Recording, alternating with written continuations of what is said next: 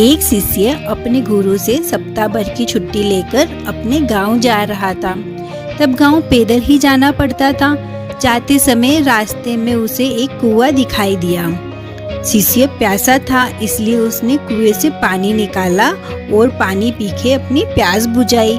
शिष्य को अद्भुत तृप्ति मिली क्योंकि कुएं का पानी बहुत मीठा और ठंडा था। शिष्य ने सोचा, क्यों ना यहाँ का जल गुरुजी के लिए भी ले चलूं। उसने अपने मशक भरी और वापस आश्रम की ओर चल पड़ा। वह आश्रम पहुंचा और गुरुजी को सारी बात बताई। गुरुजी ने शिष्य से मशक लेकर जल पिया और संतुष्टि महसूस की। उन्होंने शिष्य से कहा, वाकई जल तो गंगा जल के समान है। शिष्य को बड़ी खुशी हुई।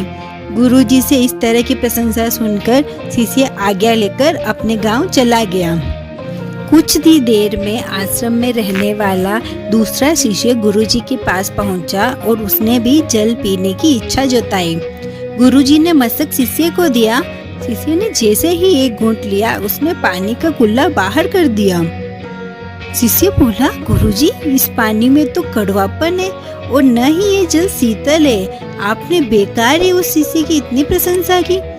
गुरु बोले, मिठास और शीतलता इस जल में नहीं है तो क्या हुआ, इसे लाने वाले के मन में तो है। जब उस शिष्य ने जल पिया होगा तो उसके मन में मेरे लिए प्रेम उमड़ा। यही बात महत्वपूर्ण है। मुझे भी इस मशक का जल तुम्हारी तरह ठीक नहीं लगा, पर मैं यह कहकर उसका मन दुखी नहीं करना चाहता था। हो सकता है जब वह मशक में जल भरा गया तब शीतल हो और मशक के साफ न होने पर यहाँ तक आते आते यह जल वैसा नहीं रहा, पर इसे लाने वाले के मन का प्रेम तो कम नहीं होता है। इस कहानी से हमें ये शिक्षा मिलती है कि दूसरों के मन को दुखी करने वाली बातों को टाला जा सकता है और हर बुराई में अच्छाई खोजी जा सकती है। Thank you.